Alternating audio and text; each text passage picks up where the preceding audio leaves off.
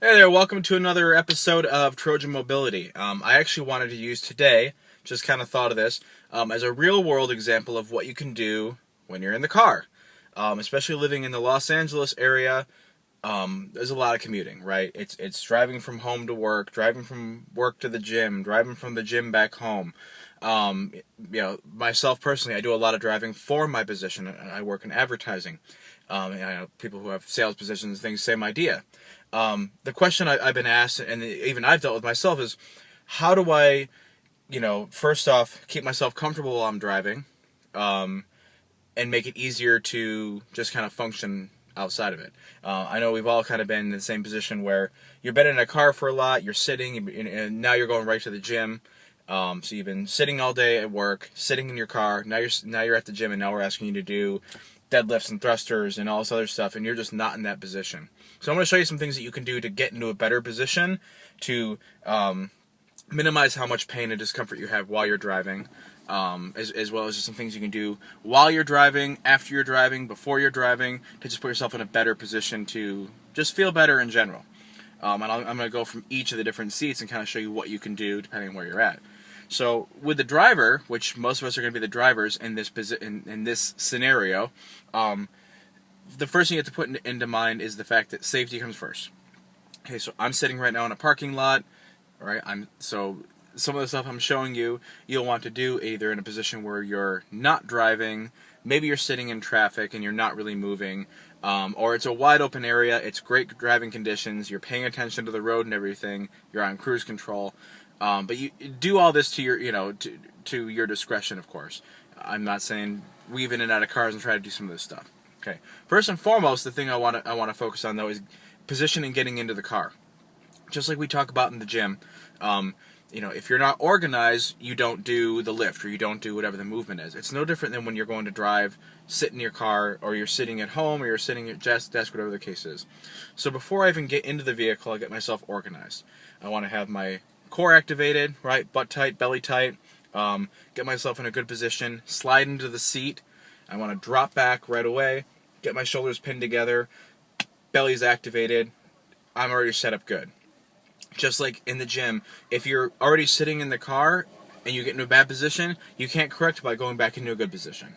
And vice versa. Similarly, you can't get into the car in a bad position and then try to fix it either.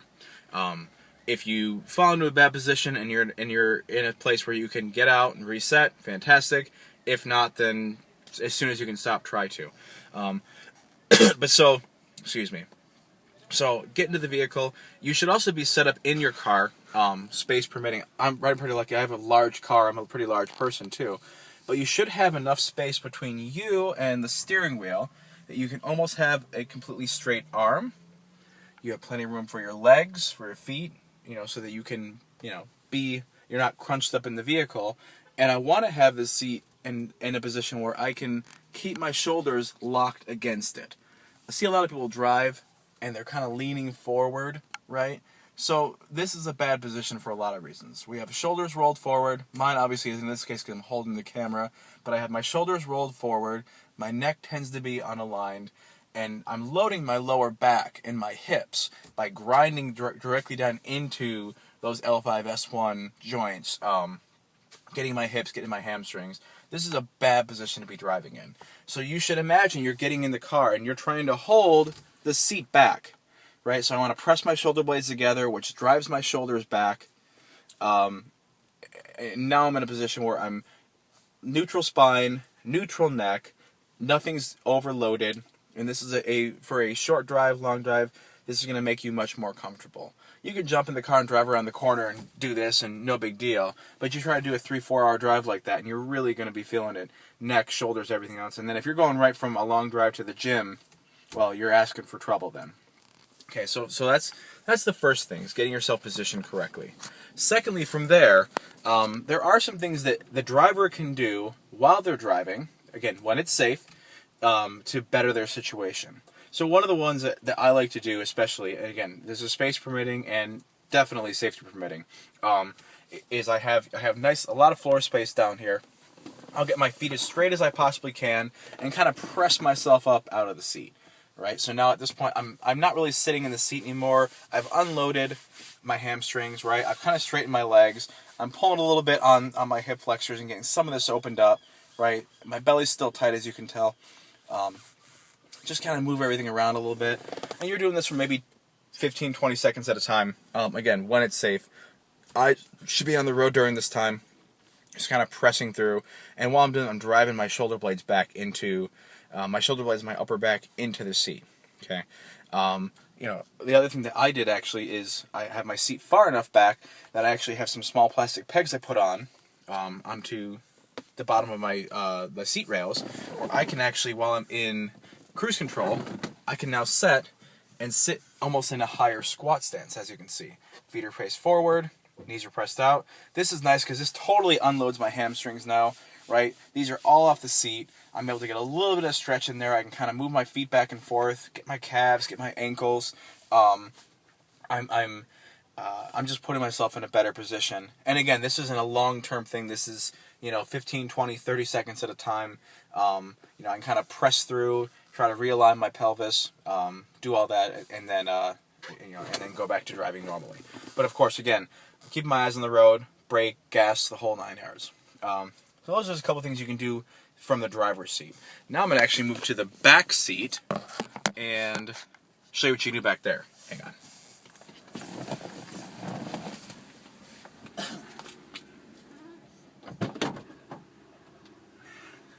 So if you're a passenger, you have it made. First off, you're not worried about the cars or safety. So you have that going for you. Secondly, you have a lot more space normally. Now, if you're 3 deep in the back seat, obviously that's going to change a little bit, but you can still kind of work some stuff out, especially if both your buddies are in the same mobility frame of mind. They're going to be thinking the same thing too, so you guys can all work together. One suggestion I would have is, let's say there's 2 people in the front, you're the 3rd passenger, sit in the bitch seat, as it's better known, right? Everyone always hates sitting in the bitch seat when there's 2 people in the car with them, right? Because then you're all crunched in, you have no arm, you have no window, whatever the case is. If you're the only person in the back seat, sit bitch. The benefit to it then is you have a lot more space to move around. Not to mention that you normally have a little bit of a raised center, right? So I can get my feet up on that center, and already I'm in a position where my hamstrings are just like I had with those pegs, where my hamstrings are now unloaded. I can drive my knees out, right? I can even press into them a little bit, really kind of get into those hip creases, hip flexors as much as possible in a car. You have the space to move your arms around, right? I can stretch out here.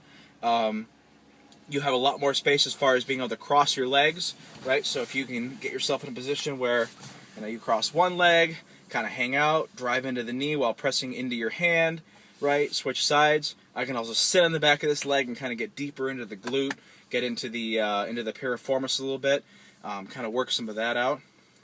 Plus, I have a lot more space, of course, to move my arms around, and you should do all this buckled in, by the way, too. But at least it gives you an idea of some stuff you can do in the back seat. I mean, heck, if you can stay buckled in and even maybe get some back stretch into there, right? I mean, there's a lot of stuff you can do back here. If you're with 2 other people, let them know you're going to be moving around. The more fidgeting and stuff you do, the less you're glued into one spot and the more active you're being. So for a longer trip, guys, just bear with each other. If you got 2 people, obviously then you just kind of work in tandem on those things. Maybe take turns, whatever the case is. Some of the stuff you can do in the back seat, I'll show you in the front seat, because this is really the most ideal seat for a lot of reasons. That's why everyone loves shotgun, going up there.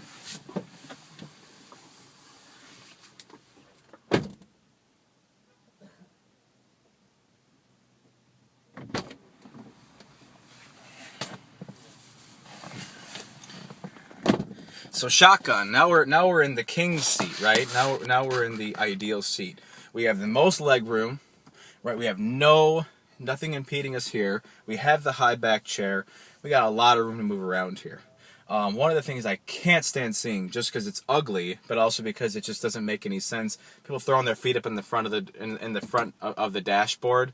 It looks not good, anyways. But then you're just loading yourself in really a not safe way.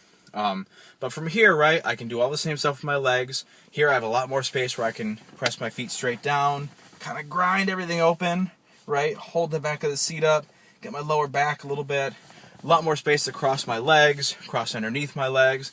But the other thing you can do, beyond just hips and lower back, is get your shoulders involved in this too.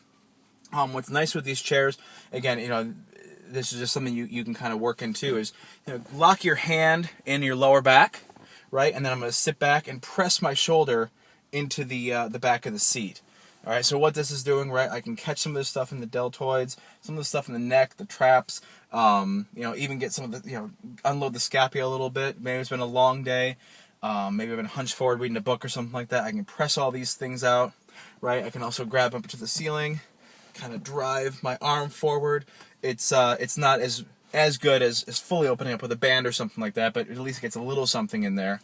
But that's just some other stuff you can do from the passenger seat. So that's really the ideal seat if you can grab it. I've seen a lot of different things out there in the market that are supposed to make your drive more comfortable, whether it be vibrating back seats and these different pads and pillows and all this stuff. I think a lot of it is comfort more than anything else, but the problem then is if you're in a bad position, no matter what you're sitting on or what you have, gadgets, hundreds of dollars you spent on, if you're sitting in a bad position, it's not going to make a difference. No different than sitting on one of those medicine balls while you're working. If you're sitting in a bad hunched over position, it doesn't really matter. You're not benefiting from it at all. One of the things I use though, and I would endorse, is it's one of these orthopedic pads here. Now again, I do a lot of driving. Just a very simple pad. It's got a little bit of an angle to it, so it kind of follows your thighs. But the real benefit to it, as silly as it sounds, is this hole here. The whole idea with this is that when I'm sitting, is that my sacrum, my lower back, is not being loaded by anything. So when I'm sitting in a chair normally, I'm loading those lower discs and vertebrae. At this point now, I'm not loading them. So I'm able to sit a little more comfortably where I'm not sitting directly on my pelvis or on my hip bones or right on those lower discs. And especially if you have any kind of back troubles or anything, this will make a drive really nice. It's portable, obviously, easy to wash. I bring it with me on planes. If you're going around the corner, not a big deal. But again, if you already have it, just use it. But especially for long drives, long flights, these really are, it's amazing what a difference it is. When I'm sitting in someone's car, even in the passenger seat right now, I can feel the difference. So that's one of the things that I would say to use. So hopefully that's a couple things you can use. Overall, things you can do in the car. Do it when it's safe. Do it when it's convenient. Do it often. And see you guys at the box. Bye.